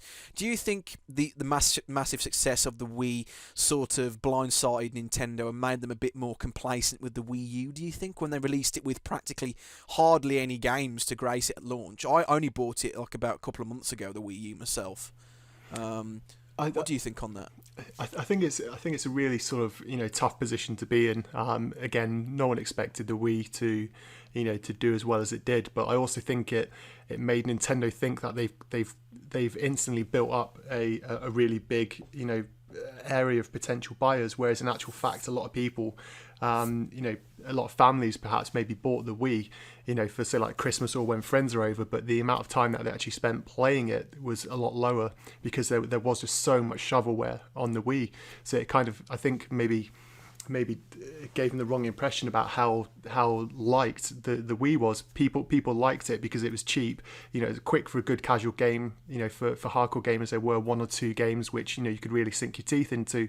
But the majority of people that had the Wii and played the Wii were really casual gamers, and they're not going to be the people that are going to spend loads of time looking online at sort of technical specs and so on. So I think that they thought, okay, well we'll release the Wii U, and people are instantly going to think, oh well, I've got a Wii, it's time to upgrade it. But that's not how it works. That's not how it happened. It didn't happen, did it?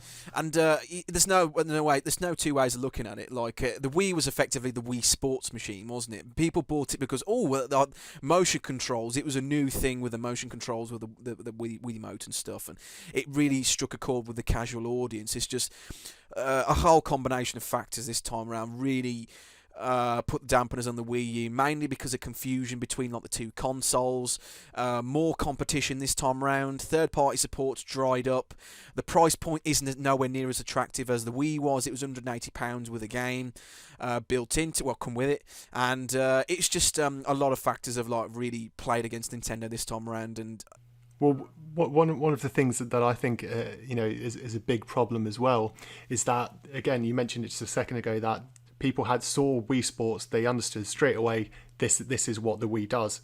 With the gamepad, even now, and I've had the console since sort of a couple of days after it came out, is that I still haven't played a game on the Wii U that makes me think I really need this gamepad over a traditional controller.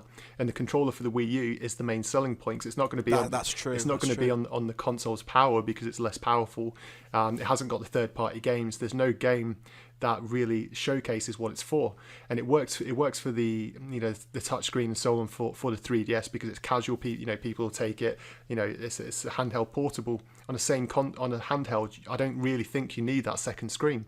And you look at what the Xbox has got, where if you want that second screen, you can stream it. Features onto your different tablets. The PlayStation 4 does it as well. You can stream onto the Vita if you want it. But the big cost and one of the big problems is you don't necessarily need that second screen. It's there if you want it. But the Wii U just seems to be that there's no game that makes you think straight away, okay, this is why I need the additional screen. That's a good point actually. Like for example, while Wind Waker uses the screen quite nicely, you don't really need it. It's a nice feature where you can play just on the screen, but it's not essential, as you've said. There's no game that really says, this game has to be on Wii U. It needs the screen. They feel more tacked on, I suppose. It's like with Call of Duty. When I played Call of Duty, I used to play online on my Wii U quite a lot. It was handy to be able to have to be able to call in airstrikes, to be able to look at the map on the bottom screen to see where different enemies and so on are, but you didn't necessarily need that. People still played it on the Xbox, and they still played it on the PlayStation, being able to still really enjoy the game without having that second screen. Whereas there's nothing out there that says you need the second screen. If someone was to completely cover up the second screen, most of the Wii U games, in fact pretty much all of them, you'd still be able to play. But it's just there's nothing out there that really establishes to the wider audience, to the general public, exactly why you need that second screen. Not really, no. It's just that's going to be a tough sell for Nintendo. It's probably too late for them this time around. Nintendo aren't the ones like to drop a console straight away, though. They will support it at least for another couple of years, I would have thought, with their own. They'll still make make games for it because it's their console. But do you think that you buy a Nintendo console for Nintendo games exclusively, like for the Super Mario's, the Zeldas, the Star Foxes, the F-Zeros, etc., etc. But it would be nice to have the third party support on there, and the third party support has practically dried up this time round. It was better on GameCube, but even though it wasn't great, it was still better on the GameCube, and it was fantastic on the Super Nintendo because and the NES, because like the third parties kept falling over themselves to release release games on those consoles, but this time round I don't know. Personally, I think Nintendo should accept it as a loss. Cut it now. Accept it as a Virtual Boy sort of thing, like a failure. Start again. Release a console that can actually genuinely can compete with the other two, at least on a like graphical level, because it's not great. The Wii U, it's still incredibly underpowered. But if you ask me. Again, this goes back to one of the things, like Nintendo doesn't like to sell consoles at a loss. So even if they were to bring out one that's a similar spec to the Xbox One and PlayStation 4, what sort of price point would they go in at? Because Microsoft and Sony are both working on really tight margins to be able to get the console out at the prices that they are at the moment. But it's not only that as well. It's what could they do next? If they announce another console, all games that they've already got in development that are further down the line, they're going to have to suddenly restart production on to get them up, to be able to work on a new console. And I think we'd have the same sort of problem again, whereby that there's going to be really long periods where there's no games out. But also I think as well, one of the main things that a lot of people sort of don't really look at is, a lot of people, in fact the majority of people, like online gaming, and the Wii U is far behind the infrastructure for the Xbox One and PlayStation 4. Yes, that's another issue. It's a long, long way behind. I mean, you look at when the sort of Miiverse came out, it was a huge, massive day one download and update patch. When you got the console out of the box, and it doesn't it seems really fragmented compared to whereas on Xbox One and Xbox 360 and PlayStation, it feels a lot more smoother. It feels a lot more natural. Whereas on the Wii U, the whole online ecosystem just feels like an absolute mess. Nintendo and online doesn't mix, and that's it. But it's one of the things as well. Like for me, the Wii U came out probably a year too soon. I think they rushed it to market to try and get it out there before the Xbox One and PlayStation 4, and that's why now, like even now, like the online is still really sort of shaky, and that's why we haven't got a nice fluid, steady level of games. I mean, like many people, I buy Nintendo consoles for the first party games. That's why we buy Nintendo consoles. But it seems that after we get sort of Smash Brothers, we get Donkey Kong, it's going to be a long wait before we get some of the more bigger titles that we've been waiting for. I can't think of that many. There's the only one I'm really looking forward to. Okay, the Smash Brothers. Yep. There's Mario Kart 8. Yeah, that's a really good game. I played that one. You played it? Oh, jealous. I went to it was at Play Expo last year. They had one of the demo booths. It looks amazing in HD. It looks like a really, really good game. And it's 60 frames per second. I mean, that's the thing. If they can't get their online, please Nintendo, get your online infrastructure together so we can have nice, smooth online matches. Please. It would be great. Just do that one thing. Even if you don't sell that many more units, just get that game fixed. Well, you think that's the kind of game that could really, really help to turn consoles around. A lot of people, even casual gamers, bought Mario Kart on the Wii. It was great. It had the online mode. If they could really take things to another level with Mario Kart 8, then it could turn things around. It's not going to suddenly make them, one of all the third-party studios come back, but it's going to help to really boost their revenues and get the install base for people buying the actual console, which is what they need to do. One could hope, but I'd rather not. I'd rather they'd go towards like Super Mario Kart type of Mario Kart as opposed to casualized. I didn't really like the one on the Wii.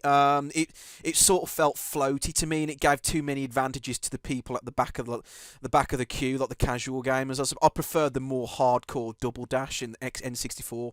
Mario Kart 64 is probably the best version, I think. Yeah, I'd agree with that. Because it took skill to actually play that properly. You had to put the time in to learn the controls and drifting to really get good at that. But Mario Kart Wii was too floaty to me and gave too many. It leveled the playing field unfairly towards the players who had disadvantages. But there you go. Yeah. But Mario Kart 8, I'm really excited for that. Nintendo really need, but either way, with the Wii U situations, it's not good.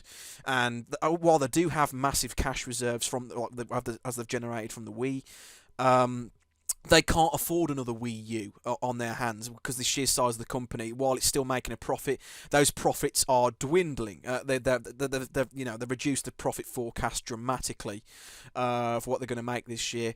Even though the 3DS is still doing very nicely, and hopefully it will continue to do so with some quality games on there. Nintendo really need to look themselves in the mirror and thought, we really need to do something drastic here, like do something to reverse the company's fortunes, like whether it be start fresh with a new console, that's quite drastic, or maybe even go third party exclusively for other consoles. That's another suggestion that somebody said to me. But what would you think? Would you mind Nintendo going third party? Personally, I don't think it would ever happen. I think one of the strengths that Nintendo's got is that they, over the whole sort of history of the company, is that they've actually built up all of their characters, all of their franchises. So they know that if they release a Mario, if they release a Zelda, if they release Mario Kart and so on, they're going to be able to sell the games based on the back of that. I think if you take away the fact that they've got all these great franchises, they're not going to make as much money because they like being able to control the whole ecosystem. They don't like working to, I can't see them working to other people's specifications, like with the controllers and so on. I think that they really build their games based around their hardware rather than wanting to build their games based around other people's hardware. I just can't see it happening. The same as bringing out, a lot of people have said, bring out all like the NES games on iPhones and so on. I can't see that happening either. That Nintendo have said. I think it was Satoru Iwata who said it's not as easy as just like making Mario run on a smartphone. They've got to do something to reverse the company's fortunes, I suppose. But I don't know what can they do really. All they can really do is like continue make quality games, and like a price cut would help. A third party support, as you said, I don't think they'll be able to get that back this time round. They're just going to have to slog it alone this time, I think. I think when we come towards the end of the summer, I think that's when we're really going to have some news about the direction that they're taking. I think that they've got some good games which are coming out in the next couple of months. I'm really looking forward to Mario Kart, Smash Brothers, Donkey Kong. Once those games are out, what's coming after those? There's not much in the pipeline to come out immediately after that. So I think that they're going to have a really big problem whereby there's going to be another really big drought of quality games coming out on the console, which is, it's going to really break them unless they can find a way to quickly fill that gap, because we know Zelda's going to be years off. We know a new Mario, game is going to be years off now. What else have Nintendo got to get people buying the console once this next batch of 2 or 3 games comes out? There's not a whole lot to be waiting for. No, they're practically exhausted their strongest IPs anyway. They've used Mario, that's not for a couple of years. Zelda, that's quite some time away. Star Fox, that's one of the niche ones. We haven't seen Star Fox in years on a home console. F-Zero, don't know what they're doing with that. Well, this is one of the things. I mean, we touched on it before about we're needing the game to be able to show off what the gamepad actually is for. Why are they not working on a Metroid game? You tell me. I don't understand Nintendo's inner workings. Yeah, it's the same as a lot of people are calling for the franchises like you mentioned, F-Zero to come back. If they made an F-Zero game, really nice, really fast frame rate, really good online connectivity, maybe a little bit of spaceship customization, they'd have a hit game on their hands. Why is it not being made? I don't know. F-Zero GX was amazing. That was made by Sega, but that was insanely difficult, and it ran like ridiculously quick. Exactly. As was the original F-Zero X, of course. They can do it. They've got the skills. They've got the technology. They've got the know-how. It's just Nintendo. I don't know what they're doing. They're taking their sweet time, but it's just to me that they seem oblivious to the changes in the gaming industry around them. Like they're still unwilling to, like, for example, their online infrastructure, as you've said, isn't that great still. They really need to catch up with the times in that aspect. Like, people want to be playing online. People don't mind to pay like £20, £30 a month to have a really great online experience on a console. If it means getting rid of friend codes, count me in. I'd love an Xbox Live sort of service on the Nintendo. It's just that their service seems to be very lackluster. It's really problematic. Well, I was reading an article. I can't remember who it was with. It was with one of the game studios that have pulled out from working on the Wii U, and when they were talking about developing for the Wii U's launch, they said that they were really slow getting updates for for units as to exactly what the hardware was going to be. But then they had conference calls with Nintendo over in Japan about the online ecosystem, because they wanted to get ready for this game. I think it was anonymous actually, this person who worked at the studios, but they did actually work for them. And they said one of the things that they were at, that when they had these conference calls with Nintendo over in Japan, was they were saying, talking about the online architecture and how the online multiplayer and so on was going to work, and the studio was saying, well, is it going to have bits of this, like, sort of like Xbox? Is it going to have, sort of like this aspect from PlayStation Network? And apparently Nintendo turned around to him and said, well, please, can you stop referring to Xbox and PlayStation, because none of our developers here like use Xbox Live or PlayStation Network, so we don't know what you're talking about. And it's like, in this day and age, how can that be possible, where you've got people that are trying to build an online network that are not using Xbox One, that are not using PlayStation Network? How can they get an idea about what people are actually playing if they're not playing it themselves? Yeah, that's another big issue that you brought up. Like Nintendo tend to keep to themselves, don't they? There seem to be they don't like to integrate with third parties very well, or maybe it's because they like to keep to themselves. They like to have control of everything, as you said, over the hardware and the software and the mechanics and the infrastructure and everything. And they fail to realise that Japan is no longer the powerhouse of games. All the gaming powerhouses are now in the West, in America, and even in the UK and Europe. Exactly. Like we've got Ubisoft and loads of other ones, Epic Games and Activision and all the big publishers, EA. They've got all the cards now, and there's a massive shift of like gaming influencers like come over to the West, and Nintendo seems to have like at least failed to embrace that Western developers now have more say in what happens and what games are being made and what games are more popular now, because the Final Fantasies of yesteryear are nowhere near as good as they used to be. They sort of seem to, that's just an example, they seem to be set in their ways, and they don't seem to be, they're not adapting very well to like changes in the industry as a whole, and like unable to realise that Japan is no longer the I suppose the breadwinner of the industry when it comes to gaming. They were in the 80s and 90s, but now things have changed. Yeah, definitely. It's more westernised now. UK have got some really good developers. Europe, Ubisoft, and America, they're steaming ahead with new software. It's crazy, but things have changed, and Nintendo really needs to accept that third parties are now essential for a gaming system to survive now. But that's just me, I think. Yeah, so it's like you said, the third parties hold the cards.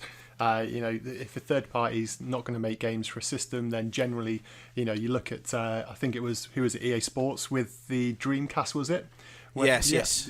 Same sort of thing. Even though they're going to sell units on that system, they didn't develop for it. So when third parties started to pull away from the Dreamcast, they all started to follow. And I think the same thing now is happening with the Wii U. That people have seen that even exclusive games like Rayman Legends, when that suddenly went from being an exclusive game, alarm bells started ringing as to why are they suddenly backtracking from it being exclusive. It's because they know they're not going to sell enough, because and yes, exactly. the install base for the consoles isn't there, so they can and the only way for them to make money is to release it multi-platform, and it's the other platforms that will sell better. Yeah, that just gives a signal to everybody. Like when a company, like with the most recent example I can think of, like with Capcom, like they're originally going to Resident Evil 4, which is a fantastic game. That was originally going to be GameCube exclusive, but then about a year later they announced, a PS2 port's in the works. So they sort of like did a big U-turn on that. But you can't exactly blame them. While the GameCube version was the better version out of the two with superior lighting effects and so on, it sold a lot better on the PS2 simply because the install base was a lot better and stuff, and Capcom realised that from the outset. But I don't know. It's just one of those things, I suppose, and it's just grim talking about the Wii U. While there's some nice games on the horizon, there's not that. It's mainly shrouded in talk of like the console's not doing very well, and Nintendo unwilling to keep up with the times in certain aspects of their business and their infrastructure. But there you go. And I think with Nintendo not coming out and doing statements about exactly what's happening, I think that's if anything, that's even putting more people off. If they came out and said, we're sticking to our plan, we're going to sort of tell you when roughly the next sort of games are going to be coming out and when they're likely to be ready. This is what we're doing to improve the online infrastructure. If they did that, it would give people more reassurance. Whereas now, like, you know, because they're sort of keeping hush hush about exactly, you know, what is going on, then if, you know, people who, no one's going to want to go and suddenly spend, you know, £100 getting a couple of games if, you know, a month down the line they're going to drop it. So it's putting people off in terms of software sales as well. It's putting people off from buying it because there's no certainty, and they're not being upfront enough about what is actually happening. Yeah, that's a good point. It's putting off not only the buyers who wants to play the software, it's mainly putting off the developers of and the publishers like willing to support the system, and that's why a lot of them are like jump ships and say, no, we're not making any more games for the Wii U. It's a waste of time. It'll just be a loss-making venture. We're going to stick with the PC console and the other two consoles. Exactly. So I don't know. Nintendo is. They're still set in their ways, and I think they really I think this is the wake-up call they need, because like things are okay now, but the 3DS sales aren't going to last forever, and they're going to have to think of like a sequel to that pretty soon. That's been out quite a while now, hasn't it? So they're still coasting, and then they're still unwilling to, I suppose, in a way, accepting that things have changed now, and they're really going to have to do something quite drastic to stay a profitable business. They are at the moment, but like their fortunes are slowly spiraling downwards, and they're going to have to do something pretty drastic. But yeah, they're in trouble. Certainly in trouble. But there you go. Okay, we've nearly recorded for nearly 2 hours now. I think we're going to leave it at that. I think Glenn's got all sorts of other things to do, so I'm going to leave it at that. Thank you so much for joining me in this podcast, Glenn. Thank you so much for joining me. If you want to check out his channel, feel free to do so on his YouTube channel. It's youtube.co.uk/user/Glenn Plant for all your N64 needs and historical stuff. Check out all of his content, especially his Beta 64 videos. They're really interesting. Go check them out on YouTube. So, without further ado, thank you so much for joining me, Glenn. We'll see you guys next time.